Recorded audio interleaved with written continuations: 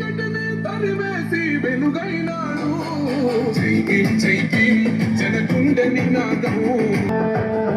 మాకెందుకు మాది కాదు ఆ నినాదం అని అవగాహన లేకున్నది కొంత సమాజం. రాజ్యాంగం ప్రతిఫలాలు పూజనం అది అంటేందని అడిగే అవి కుల దేశం. జీవితాన్ని దారపోసినాడు రమణకై అవమానాలను భవించి నిలిచెర బలమై. భావితరాల బతుకులు మార్చుట కొరకై అనసబడిన వాళ్ళ కొరకు పుట్టెర వెలుగై. నువ్వు చదువుతున్న ఈ చదువు ఆయన రాత, నువ్వు చేసుకునే ఈ నౌకరి ఆయన రాతే, నువ్వు పొందే ఏ పదవైనా ఆయన భిక్షే. జై భీమ్ జనకుండ నినాదం అందరం ఒకటై గెలవాలి సమాజం. జై భీమ్ ఒక యుద్ధ నినాదం అందరి కోసం అది పోరు ప్రవాహం.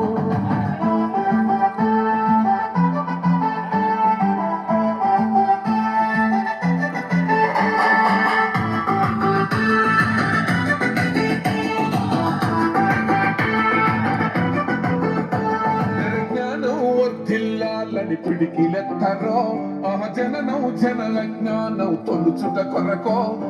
జై భీమని గుంటెత్తి నినదించాలో. ఆహా బడుగు బహుజనులంతా ఏకమవ్వాలో. విశ్వవ్యాప్తమైంది ఆయన ప్రతిమ నిలువెత్తు కరిగిపోతూ నిలిచిన జన్మ. బడుగడుగున జాతి కొరకు కోరిన వాడు వీడున జన దోసలనే తగిలిన వాడు. ఎంతమంది ఎత్తుకునను జై భీమ్ జెండా ఎవరో ఒక్కరు దిగితే ఉండదు అంట. మనమందరం ఒక్కటి అయితే విజయం రాగా. జై భీమ్ జనకుండ నినాదం అందరం ఒకటై గెలవాలి సమాజం. జై భీమ్ ఒక యుద్ధ నినాదం అందరి కోసం అది పోరు ప్రవాహం. జై భీమ్ జై భీమ్ జై భీమ్ జై భీమ్. హక్కు ఏంది మన విధి ఏంది అని తెలియకుండా ఉన్నారు. వాళ్ళకు జ్ఞానోదయం కావాలంటే బుద్ధుని కదా బోధి వృక్షం కింద జ్ఞానోదయం అయినట్టుగా ఇక్కడున్న కొంతమందికి ఈ అంబేద్కర్ భవన కింద జ్ఞానోదయం కావాలంటే మీలాంటి వాళ్ళ సహకారం కావాలి. దయచేసి సహకరిస్తారని నేను ఆశిస్తున్నాను sir. Okay sir, thank you.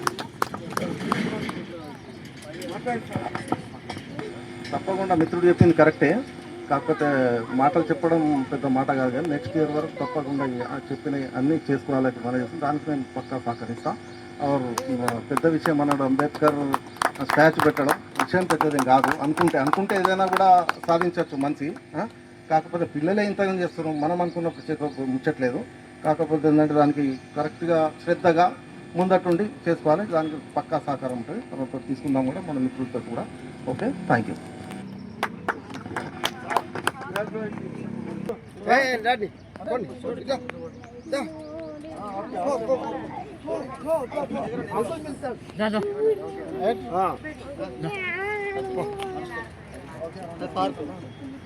చిన్న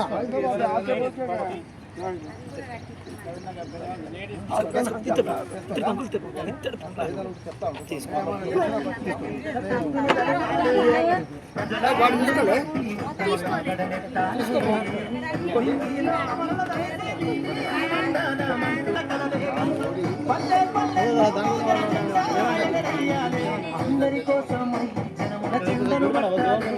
బతుకుల్లో వెలుగులు నింపా బహుజన వాదం ఎత్తాలి.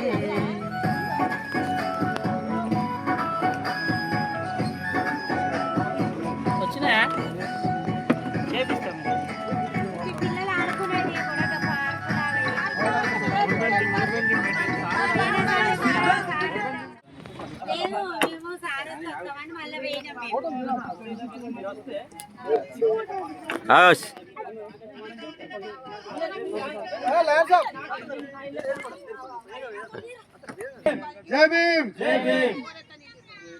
మరి ఈరోజు అంబేద్కర్ గారి జయంతి సందర్భంగా మరి అంబేద్కర్ ఆధ్వర్యంలో మనందరూ కూడా కార్యక్రమం చేసి విజయవంతం చేసినందుకు ధన్యవాదాలు తెలియజేస్తున్నాను. ముఖ్యంగా బాబాసాహెబ్ అంబేద్కర్ గారి ఆశయాలకు అనుగుణంగా అందరూ పనిచేయాల్సినటువంటి సమయము, రాజ్యాంగమే ప్రమాదంలో పడేటువంటి సూచికలు కనిపిస్తున్నాయి. ఆయన జీవితం మొత్తం పెద్ద ఆయన డాక్టర్ బాబాసాహెబ్ అంబేద్కర్ గారు రాజ్యాంగ నిర్మాత. ఆయన జీవితం మొత్తం త్యాగం చేసిండు. ఈరోజు మనం స్వేచ్ఛగా జీవించడానికి ఆయన రాసిన రాజ్యాంగాన్ని సక్రమంగా అమలయ్యే విధంగా మనందరం ఎరుకతో ఉద్యమించాలని కోరుకుంటున్నాను.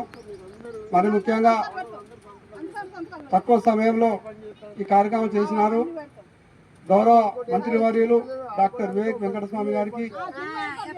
వారు కూడా జర్మనీ వెళ్ళి వచ్చారు.